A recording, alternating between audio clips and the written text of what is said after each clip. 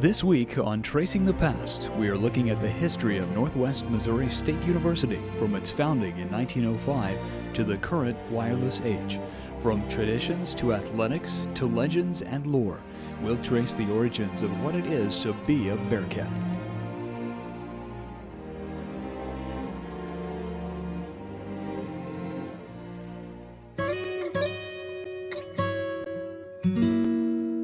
Northwest is a product of a community's desire for higher education. What started off as a seminary in the 1880s has now grown into a thriving university with over 7,000 students. Well, the people of Northwest Missouri, and especially Maryville, were interested in providing better education for the grade schools and high schools. And they had started a seminary in the 1880s. Now, today we often think of that as just a religious school, but that was not true. Seminary then meant simply something like we would call a junior college. And it was a way of educating the high school students for another year or two and make them better teachers in the grade schools. And about 1900, that was in trouble financially. It was hard to keep going. It had a building out here at Memory Lane and First Street. A very good building and had some very good teachers in it, but it just financially couldn't keep going. And so the citizens of Maryville began to look around another way that could they aid education. And about the same time, the state decided that they needed to broaden the educational process in the state. They already had 3 regional schools at Kirksville, Warrensburg, and Cape Girardeau. And in 1904, taking effect in 1905, they had passed a bill to create 2 more, what was called normal schools, teachers' education, one at Springfield and one in Northwest Missouri. And so in the fall of 1905, they were ready to start classes. Another thing that we tend to forget is that when we were established in 1905, it was the 5th District State Normal School, and we only offered 2 years of education up to 1919, and that was adequate to get teachers their certificate to teach high school and elementary level grades. The original mission of the school was to teach elementary school teachers. In fact, all students had to sign a pledge that stated, "I hereby declare that it is my intention to follow the business of teaching in the public schools of this state, and that I voluntarily enroll myself in the state normal school at Maryville for the purpose of preparing for that work." The interesting thing to me through all of that early development period was, yes, the state did give money. Yes, the state did sponsor, and we had to abide by the state rules and regulations. But was the amount of money and time and effort the local people of Maryville put into having the college here in Maryville and then supporting it after it was once here. During World War II, most of the men went off to war. And we did have the V-12 program here on campus. And when we had the V-12 program, that was a military program to train basically naval officers. They took over what we know as Roberta Hall today, and they lived there. And that basically was the only men that were around to date. Well, one of the issues that developed during that time period, again, showing you a difference in society of 1940s versus 2011, one of the women happened to marry her sweetheart that was going off to war. And then there was a big debate on campus, could she even come to class as a married woman? Heavens to Betsy. Fortunately, it was decided in favor of the young lady. She could finish her education. But there were other things about how the women had to dress. And even when I arrived here, young women were supposed to come to class only in dresses. And I remember how shocked I was when a young lady brought me a slip saying she was going on a biology field trip. She didn't have time to change clothes before she came to my class. Would I allow her to attend class in slacks? I was blown away by that. Didn't realize we were that strict. Well, that too went by the wayside in the 1970s, but that's the type of thing we were doing as far as regulating students. And there were, hours in the dorms to get in by 9 o'clock during the week, so you could study. And today, the young students would look at those rules and regulations from basically 1905 to about 1970 and laugh and say, oh, ha, ha, I would never do that. Well, people did, because that was the norm of the period.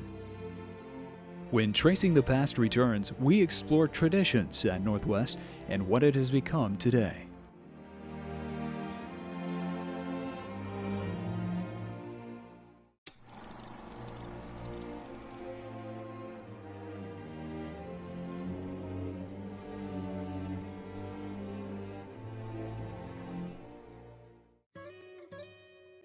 Throughout the years, Northwest has established traditions and lore that each generation proudly passes on.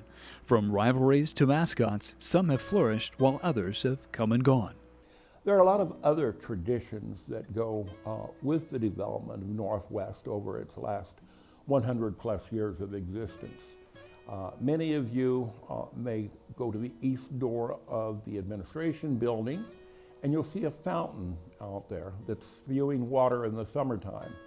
You look just to the east, and there's a little tombstone, and it's Mikey the dog. And there's the tradition of Mikey. He decided to adopt campus and basically came out here and attended classes. In those days, they allowed him in the administration building. I said he would quite often crawl under a professor's desk and go to sleep. He was quite a campus fixture, so much so that he even attended the basketball games and had a little blanket made. He attended just all kinds of activities back in 1917, 1918. And then he did something that caused his death. He went with the students to the orchard, and they were spraying the orchard with arsenic of lead to get rid of the bugs. And he had a habit of jumping in buckets of water and taking a bath, and he did just that, but then licked himself dry, and that arsenic, of course, got into his system and killed him. And so the students took up a collection. There was a collection box in the administration building that said, "For the love of Mike," and students put their nickels, dimes, and quarters in. He was buried there, and the tombstone.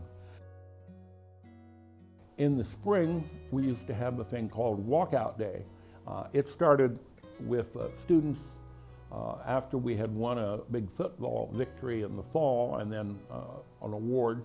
The students said we need a day off, and the president said no, no, no. And the students said yes, yes, yes, and walked out. And they went down like on the 102 River and had a picnic and just had a grand day. Well, you could do one of two things. You could either discipline the entire student body, or you could make something out of it, and they did. That was called Walkout Day.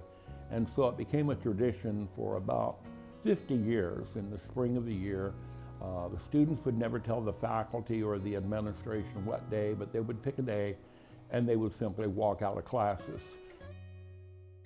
One that's continuing now is the hickory stick. And that really is representing the football games between Northwest and the old Kirksville, Northeast Missouri State, later to become Truman. And whoever wins that football game each fall of the hickory stick then is passed to the winner to keep for the next year. Another tradition that was started a great number of years ago, down by the pond, which Colden Pond really is a drainage area for campus. And one of the little streams there, they put a little walking bridge over it, and the walking bridge became known as the Kissing Bridge, which we still have today. Now, for a great number of years, it was a tradition that no young lady could call herself a co-ed at Northwest unless she was kissed before the first snowfall on the Kissing Bridge. Northwest is a sprawling campus inspired by the St. Louis World's Fair grounds design. The design was chosen to preserve as much of the natural surroundings as possible, including a diverse amount of trees. Northwest was designated as the official Missouri State Arboretum in 1993. An arboretum is a botanical garden devoted to trees. Football games were played at Northwest as early as 1908. Rickenbrode Stadium, which is now the Bearcats Stadium, was built in 1929. It has since undergone a few renovations and has become what it is today. In spite of the difficulties in the 90s, new coach Mel Churchma turned the football program around. Since 1998, the Bearcats have won 3 national championships and were runner-up 4 times. In 1988, Governor John Ashcroft's Commission of Higher Education announced a plan to close the school. The possibility of being shut down looming, Northwest became an electronic campus, being the first program in the public U.S. colleges. It put computer terminals in all of the residence halls, reaching more than 6,000 students. The program was upgraded in 1997 when all of the faculty members received laptops and computers were installed in dorm rooms. More upgrades followed, and now every student is given a laptop, and there are multiple computer labs available for use. The school has since become a wireless campus, enabling students to access the internet virtually anywhere on the grounds. Next week, Tracing the Past will take a closer look at the administration building fire of 1979. Stay tuned for After Dark Arcade.